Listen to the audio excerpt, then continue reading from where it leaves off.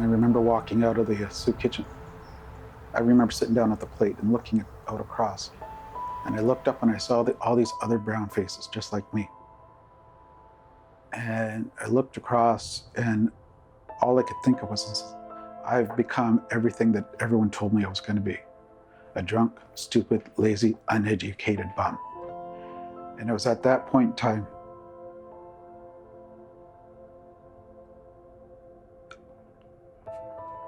I had to choose.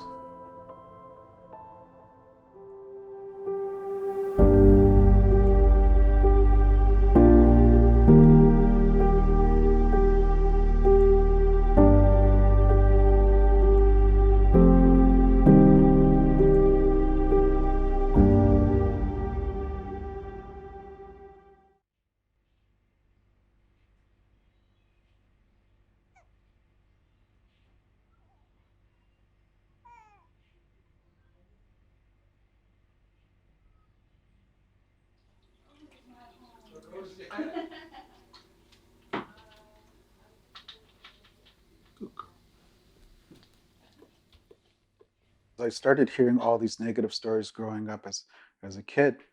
And, so far Indian meant to me, just being beat up every day.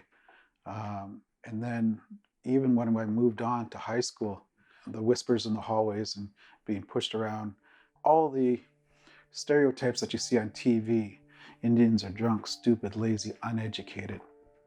I didn't know where I fit in.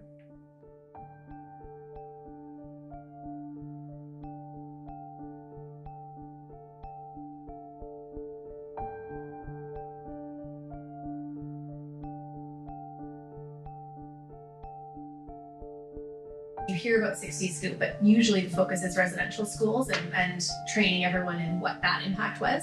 But that was like a federal government, churches. This was something, 60s Scoop is something that the CAS was directly involved in. Like, you're going through CAS records to find out what happened to these kids. And I think that a lot of people don't realize that children were taken for little to no reason. Oftentimes they were just taken because it was a single mom. They go, sorry, you just had a baby and you live by yourself, so we're going to take your child. And the children lost their status. They were still considered Indian, but they didn't have status anymore, and they were most often placed with non-Indigenous families, so who often didn't even know if those children had status. They had no idea if they were getting Indigenous children placed in their care. So looking back at how things were done then, like, it's completely different to what the message is now about how we promote healthy, emotional beings. We were directly related in causing that harm, so. I don't remember being taken, but being on airplanes and being flown. And I remember the day stepping into the new foster home and saying, okay, this is your new family. And looking up and so my sister was in the arms of this woman. It's okay, and this is your new home. And I remember, and it's like, I was only 5 years old. And I remember being at 5 saying to myself, not acknowledging the family, it's all right, it's now my job to take care of my sister. My sister was only 3 years old. We're pretty damn close. Yeah. I don't know where I'd be without him. Yeah. He's always been my shoulder and my guiding light. As the world turns, so these are the days of our lives.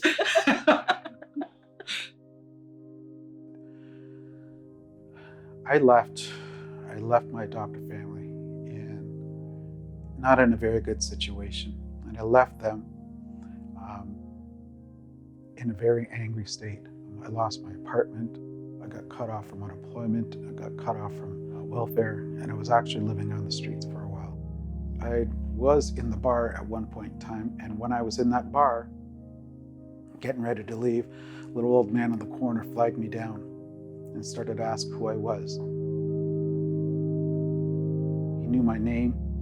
He knew my mother, he knew my sister, and then he turned out and he put this card down on the table and he said to me, and I looked at it, flipped it over, looked at it, gave it back to him and said, it means nothing to me. And And he looked at me in the eye and he says, "I'm your father."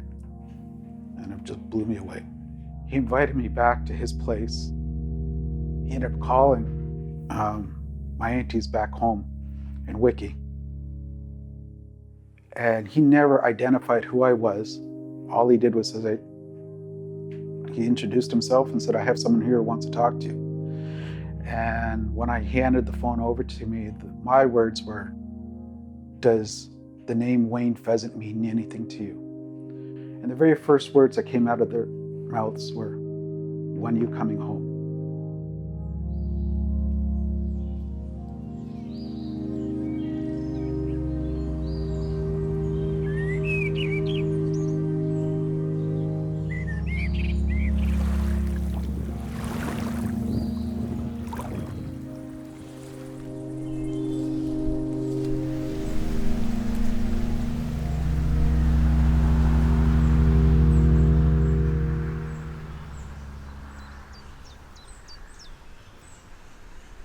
Wiikwemkoong is translated as Bay the Beaver.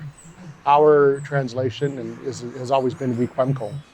1968, we amalgamated with Point Grandine and South Bay to become the Wiikwemkoong Unceded Indian Reserve, and in 2014 became the Wiikwemkoong Unceded Territory. Unceded by definition means we haven't relinquished our land through treaty or sale or otherwise. But more particularly, it refers to a certain time here on Manitoulin Island. There were two significant treaties. One of the Treaty of 1836, which basically designated all of Manitoulin Island and 23,000 islands as the Anishinaabe territory, the people of Odawa, Manissor, Manitoulin Island. You know, we're very proud of our community and events like the Cultural Festival.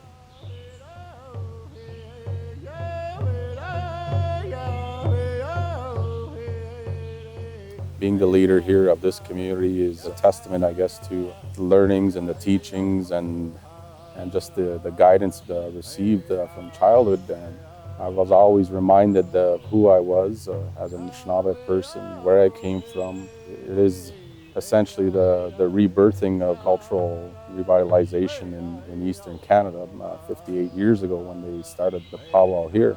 We definitely come a long way. There's no longer ceremonies taking place out in hidden places. They're at the forefront of the general public. They know that they're happening. They're welcome into our ceremonies and our celebrations. And in fact, just a little ways from here, we've established a Medaiwan Lodge that has started doing that work in helping our people heal and find themselves and continuing to nurture their own identities.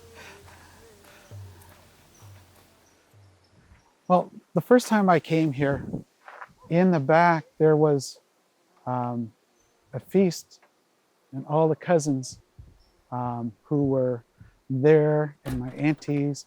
It was all my mom's side of the family, and it was like just so many people, and everybody in such coming up and introducing themselves to me. If it wasn't for these people and helping me out 25 years ago, I was not in a very good spot. And this family is the one who basically kind of helped me kind of stay on my feet and stay alive, basically. I feel appreciated and welcome when I do come home from family. So when I come home, like today, it's like, all right, you know, it's about just sitting down, spending time with them. My name's Heather Manitowabi. I am from Wiikwemkoong Unceded Indian Reserve. I'm Ojibwe and Odawa. My Indian name is Wiikwemkoong, which means white rose. I have a son, he's 12 years old. My pride and joy. Work in film and television, but on the side I love doing photography, painting, doing my native crafts. I want to use photography to share stories about my people, about people like Wayne.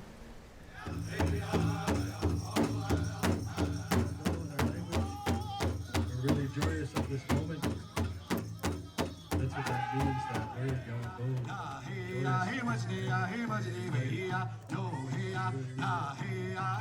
So the Wiikwemkoong Culture Festival is one of the largest running powwows in North America. For me, the powwow is a gathering place for my family. Like my family from all over the place comes there. So it's like, that's a chance for us to enjoy our time together, talk, catch up, and enjoy the festival. When I take photos of the dancers, they're telling a story the way they're dancing. So the grass dancers, it's the wind, the fancy dancers, it's like a butterfly, mimicking the butterfly, and everyone's outfit, it's either their clan or their colors or their tribe. So you can just tell which family they come from just by looking at their regalia.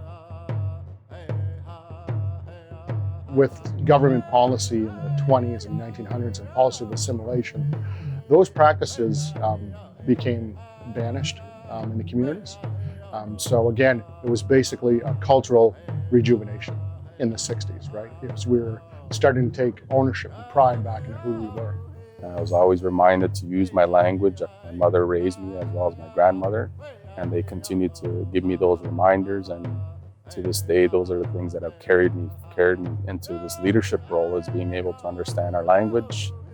The work that of revitalizing our culture is something that's going to continue to spread out, and you see people are coming to Wiikwemkoong to find themselves, and we are here. The language is very strong here still, but we still need to do that kind of work.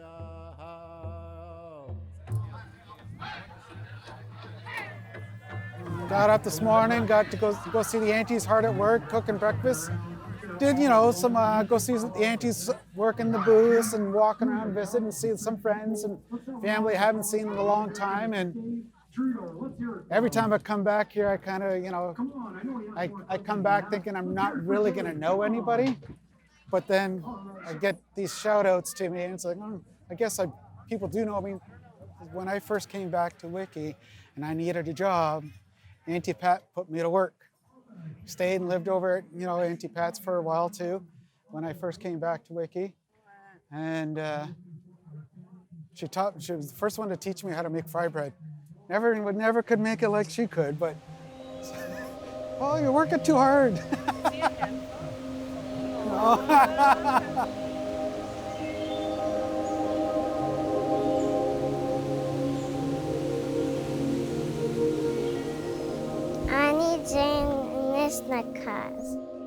It's a beautiful feeling to be Ojibwe in Adawa. It's like the feeling I have for that is I'm grateful. The language. I'm so happy my parents taught me the language. Say, Miigwech. As a person that's on the land all the time, and I'm a fisherman, I relate a lot to what I do back to the land and connecting to that land and that spirituality. So I think to me that's what it means to me is being able to connect to the land and to who we are as a people. I want my photographer to say, like, this is my people. We're here to stay. We're reclaiming our culture and our identity. Going back home and meeting my cousins, my family, I started to feel much more confident in who I was. There's a lot of things in my life I didn't have choices over. I didn't choose to be taken away. I didn't choose to be adopted. I didn't choose to be an alcoholic. But I chose to live. I chose to go back to school. I chose to be a dad. I chose to be a grandfather.